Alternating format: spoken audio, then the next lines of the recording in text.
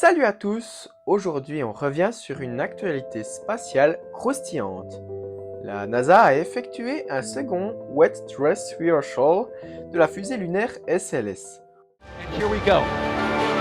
Hydrogen burn-off igniters initiated. 7, 6, 5. Four-stage engine start. 3, 2, 1. Boosters in ignition. And liftoff of Artemis 1.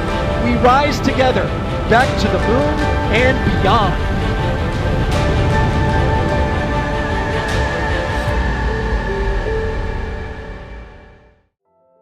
En gros, il s'agit d'une répétition générale avant le vol.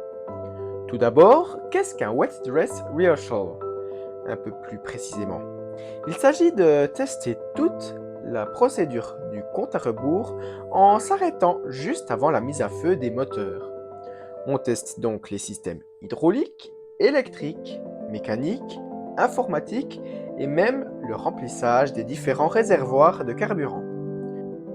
Pour en revenir à notre fusée lunaire Space Launch System, celui-ci a effectué avec brio sa seconde répétition générale du jeudi 19 février 2026. En effet, le premier avait été interrompu à cause d'une fuite d'hydrogène liquide et d'un problème au niveau de l'écoutille de la capsule spatiale Orion. Pour rappel, ce lanceur doit amener 4 astronautes autour de la Lune dans le cadre de la mission Artemis 2. Lors de la mission Artemis 1 non habitée, des problèmes de fuite d'hydrogène étaient déjà présentes et avaient déjà dû être réparés.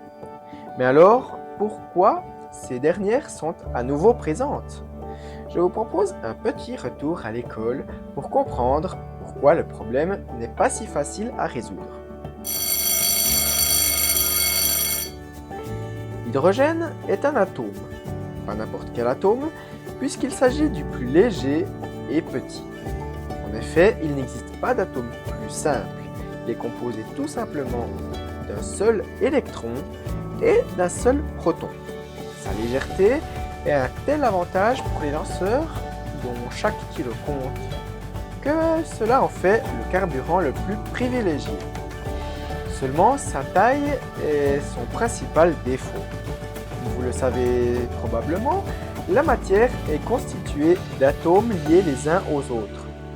Chaque atome laisse du vide, puisqu'un atome est un noyau avec des électrons en orbite. Mais entre ces protons et ces électrons, il y a du vide, tout simplement. En résumé, les réservoirs de notre cher SLS sont comme une passoire. Notre hydrogène, qui est le plus petit atome, a donc tendance à se faufiler un peu partout.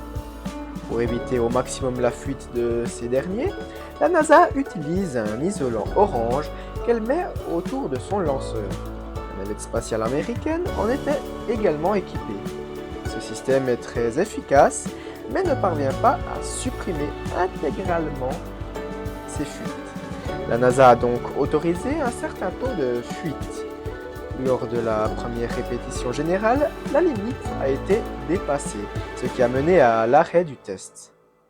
Comme je vous l'ai dit précédemment, la seconde répétition a été un succès et le lancement est toujours prévu le 6 mars 2026.